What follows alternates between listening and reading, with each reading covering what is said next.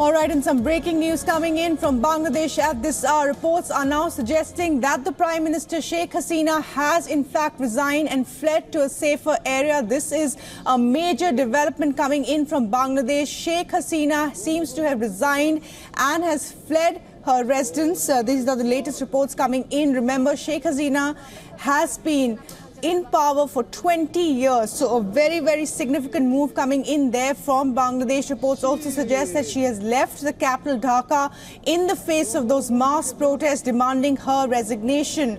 Reports suggest Hasina and her sister have been taken to a safe shelter away from her official residence. Now, thousands of Bangladeshi protesters have stormed the palace of Prime Minister Sheikh Hasina. Those are reports coming in at this point. But what the significant news that is to be told is that the Prime Minister may have resigned amid those mass protests that have been rocking Dhaka over the last couple of days. Siddhant Sibal is getting us the very latest on this. And Siddhant, what more can you tell us at this point? Well, the situation remains precarious. One thing is confirmed that Bangladesh Prime Minister Sheikh Hasina has left the capital city, Dhaka. We are now witnessing visuals from the country of the protests, and these visuals, of course, show that how essentially the people are out on the streets. There are also reports of the official residence being stormed as well. Now, these visuals remnant of what happened in Sri Lanka, what happened in Afghanistan as well, and now it's happening in Dhaka. Within minutes, the situation is changing, and we do expect the army chief to shortly address the country as well. Who is in charge? Nobody knows. But one thing is for sure, the era of Sheikh Hasina might be over. She was the longest running women leader of a country anyway.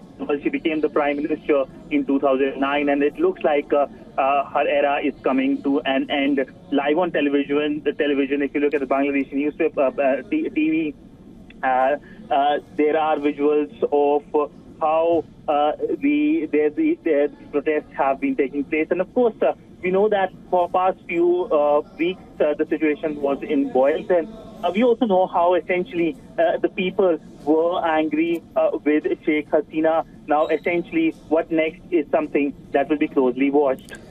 Absolutely, Siddhant Sibal. Stay with us on the phone line as we are reporting at the moment news from Bangladesh. Big breaking news coming in that Sheikh Hasina has resigned. The army chief is likely to hold a press conference, and we believe that Hasina has fled Dhaka. Shamsher Chaudhary, former diplomat, is now joining us for the very latest on this. Sir, can you throw some more light on this major development that's coming in from Bangladesh at this point? The Sheikh Hasina has stepped down and has fled to a safer area. The army chief likely to make a press conference. Yes, it is true that Sheikh Hasina has resigned and has left. The news is that she and her sister has left the country. One news that she has gone to India, perhaps somewhere in Hyderabad, that you can check and maybe find out how authentic that is. And the students, protesters have taken over Bhavan, which is the official residence of the Prime Minister. It's like a rerun of the Colombo situation that happened 2 years ago, where Gotabaya had to run out and go to Singapore. But she has resigned. She has left the country. The army chief is apparently talking to some civil society members. Whether she spoke to the political parties or not, my political party has not been called.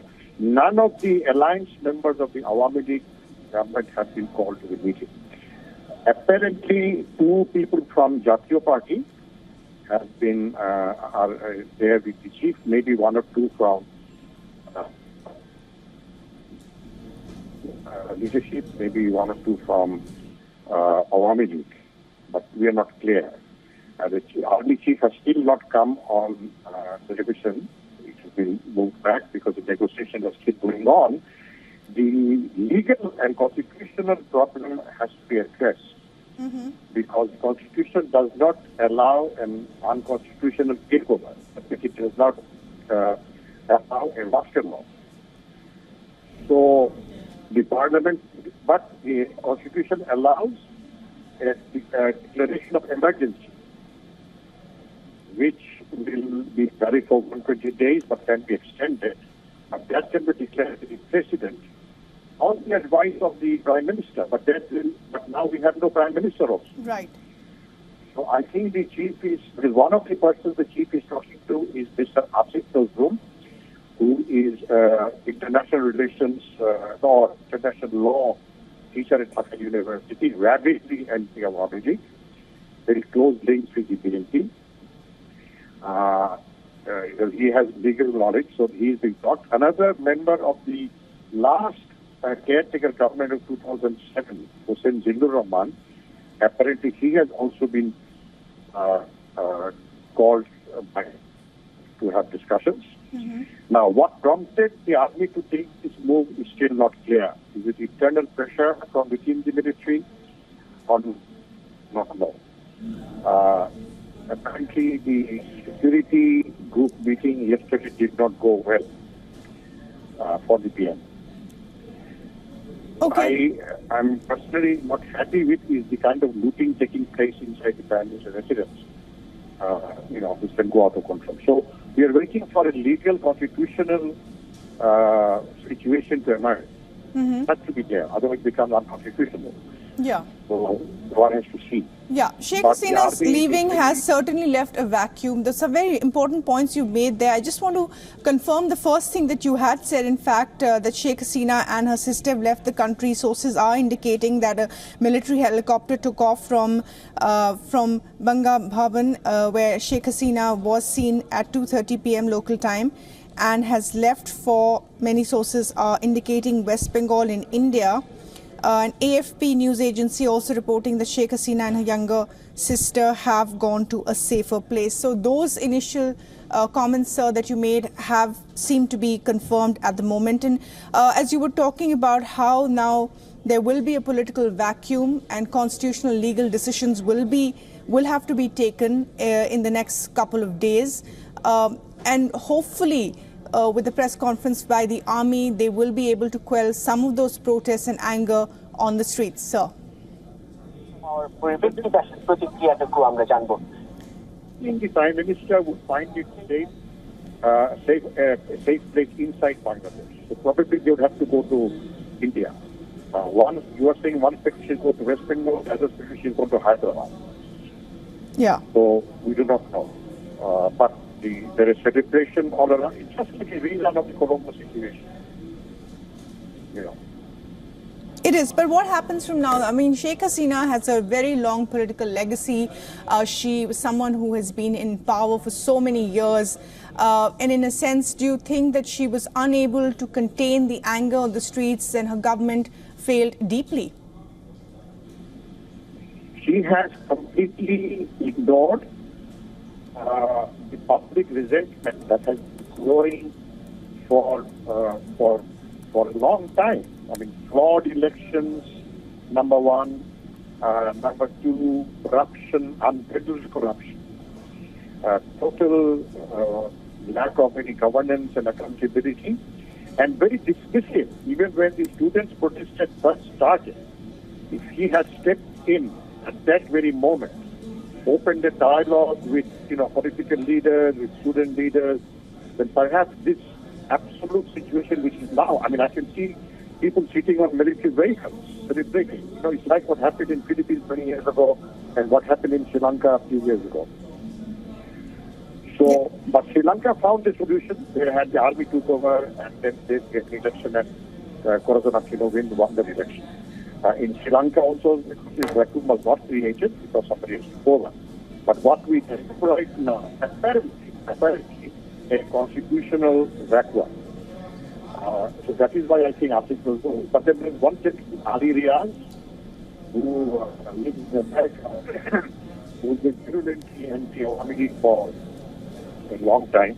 Has also come up with a formula and list of people who can make up an interim government.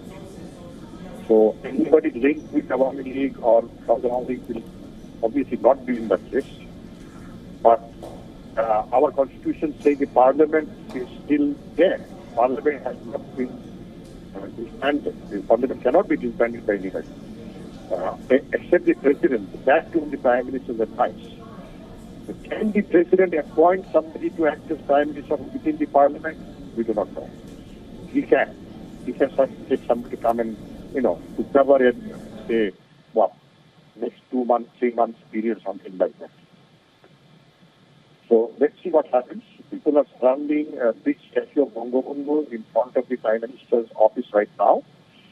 I don't know if they'll try to bring it down, but they are not doing that right now. So it's a chaotic situation, but there's a lot of celebration at the same time. Shamsheer Chaudhary, stay with us as we, take you through this developing news. WION sources also indicating that Sheikh Hasina has landed in Agartala in India. So those are some of sources confirming that information. But big breaking news at the moment is, if you're just tuning in, that the Prime Minister of Bangladesh, Sheikh Hasina, has stepped down and has resigned from her post. She has left the country for a safer place, which is India. At the moment, legal and constitutional challenges ahead for Bangladesh to form a government. In the next couple of days, the army is likely to step in. The security situation has been out of control over the last couple of days. There have been mass protests. We also believe that there has been looting, arson, and several people have entered the residential palace of the Bangladeshi Prime Minister earlier today. Siddhant Sibal, our diplomatic correspondent, is joining us once again on the phone line. And Siddhant, if you can just confirm some of that information that's been trickling in about Sheikh Hasina landing in India. Well, yes, now multiple sources are confirming that she has landed in India. Where specifically, we do not know essentially right now, but it looks like India was her natural destination. But all in all, we know what has happened in the last 1 hour. The situation rapidly deteriorated. Protests have been seen across the country. Also, there is obviously official confirmation that Sheikh Hasina has left the country and she is heading towards India. Now, of course, there is expected to be fallout. Who fills the vacuum? We know that there will be an address by the army chief as well. What will be the announcement is closely watched. Also, the situation of the Indians as well. Just yesterday, India had updated its travel advisory for Indians in Bangladesh. And roughly since the crisis began 2 or 3 weeks ago, we saw how almost 8,500 Indian students had left the country. So a precarious situation, a dangerous situation as well, a worry for India. And remember, since 2001,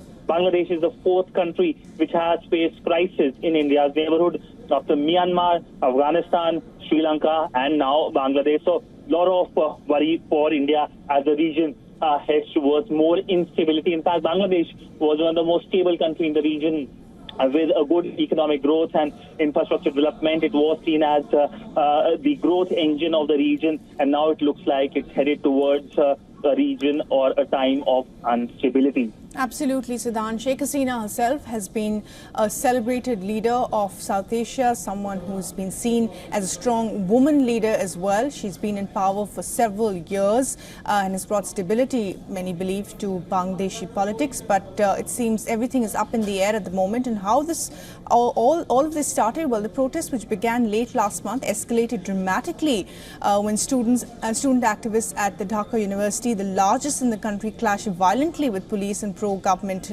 counter-protesters. And the roots of these protests, in fact, lay in a controversial quota system which reserves up to 30% of government jobs for family members of veterans from Bangladesh's 1971 War of Independence against Pakistan. And all of that, of course, has snowballed over the last couple of weeks into mass protests. Protesters argued that the system was discriminatory and favoured supporters of Prime Minister Hasina's Awami League party. They advocated that it needed to be merit-based and had to replace the existing quota system. These visuals on your screens of that chopper earlier leaving, I presume, Bangladesh for a safer zone, which is somewhere in India. WION sources also confirming that, in fact, she has landed in India. There is some confusion on where, in fact, she has landed. But as Siddhant was pointing out earlier, instability once again in India's neighborhood. Sheikh Hasina has been in power in Bangladesh. Now, of course, legal and constitutional challenges await the next government, which will have to quell these protests and also come up with a decisive action plan to make sure that these protests don't, in fact, pose a security challenge to Bangladesh as well. And the army has had to step in. They're likely to also hold a press conference. These are visuals coming in from Bangladesh there of several people on the streets of Bangladesh.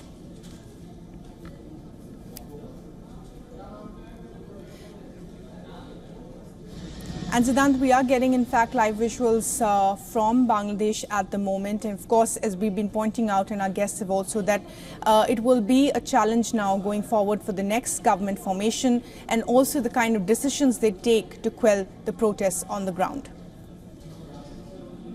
Yes, essentially, we know that since the election results were announced, we saw that there was considerable developments in terms of the opposition also taking pot shots at the Prime Minister. And also that Sheikh Hasina was the Prime Minister of the country since 2009. Now, that is a pretty long time now, consecutively, if we talk about more than 15 years. Essentially, we know that situation for her anti-incumbency was playing. But her tenure will be remembered for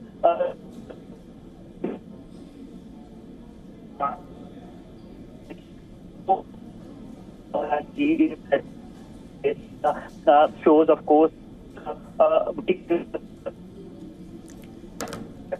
Right, we're just going to dial Siddhant Sibal back on the phone line. That connection seems to be weak, but as he was pointing out that Prime Minister Hasina has ruled, in fact, Bangladesh since 2009 and secured a fourth consecutive term this January through elections boycotted by the main opposition, the Bangladesh Nationalist Party, and has faced accusations of entrenching power through state institutions and suppressing dissent as well. And the recent violence has in fact highlighted the growing dissatisfaction and demands for change among the Bangladeshi population. These visuals on your screens of that chopper from Bangladesh leaving for India. Sheikh Hasina and her sister, in fact, have fled to a safer zone. That safer zone has been indicated to be India. And the protesting students had announced a March to Dhaka program today. Houses of public representatives, 20 Awami League offices, police stations and other government installations were in fact attacked, vandalized and torched in 39 districts. Remember, over 90 people have been killed in these protests. Clashes between protesters and leaders of the Awami League and its associate organizations were reported in several districts as well. And residents and offices of ruling party ministers, state ministers and leaders from Awami League were vandalized in 14 districts. The security situation seemed to be extremely tenuous this morning as well, which has in fact forced Sheikh Hasina to quit and to flee the nation as well. Siddhant Sibal is back on the phone line with us. And Siddhant, as you were pointing out, you've been someone who's tracked the Bangladeshi Prime Minister as well, and her rise. As recently as January, she was, of course, re-elected as Prime Minister. Take us through some of her highlights. Well, just this year, she has been to India twice. First at the oath-taking ceremony of Prime Minister Narendra Modi, and then, of course, again, she travelled for a bilateral visit. In fact, her visit to Delhi was the first bilateral visit of any foreign head of government since Prime Minister Narendra Modi's third term. But all in all, talking about the key highlights, now, under her tenure, she has a pretty long tenure. She became the Prime Minister in 2009. that's almost more than a decade. So essentially, she has seen a global dynamics changing very well in terms of the highs and the lows, and how under her tenure, Bangladesh was able to achieve a strong economic growth, stability in the region as well, and of course, her strong stance against dealing with terrorism. That is something that she was very vocal about under her tenure. In fact, the Indian side and the Bangladeshi side used to say that the Sonar era, or the golden age of India-Bangladesh relationship, is underway. Now, what happens next is the big question. Now, it's just not India that will be closely watching, but also countries afar like Japan, who has heavily invested in Bangladesh, especially when it comes to the Matabari port. That is key connectivity project in the region, the Japanese connectivity project. Now, when it comes to the international dynamics, that of course, we know what's going to happen. Countries are closely watching. There have been advisories as well. But domestically is the big question. The vacuum she has left. Who next after her?